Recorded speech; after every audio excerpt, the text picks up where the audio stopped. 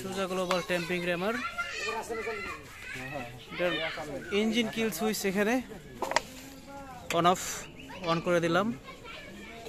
এখানে engine oil দিয়েছি 10W30 গ্রেডের, আর এটা হচ্ছে পেট্রোল কিংবা অকটেনের ট্যাঙ্ক 1.2 লিটার। এটা এই যে ভেতরে এখানে দেখা যাচ্ছে। টেম্পিং র্যামারের হাইড্রোলিকটা এখানে আছে, আর প্লেটটা হচ্ছে নিচে দেখতেই পাচ্ছেন। এখানে এটা প্লাগ, আর ইঞ্জিনটা হোন্ডা ইঞ্জিন গেল।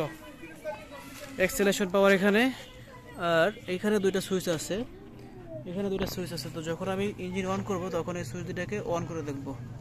এটা যদি পেছনে থাকে, এরকম পেছনে যদি থাকে তার মানে ইঞ্জিন এখন বন্ধ আছে। প্রথমে নিচের কালো সুইচটা অন করব, এরপরে এই সাদা সুইচটা অন করে দেবো।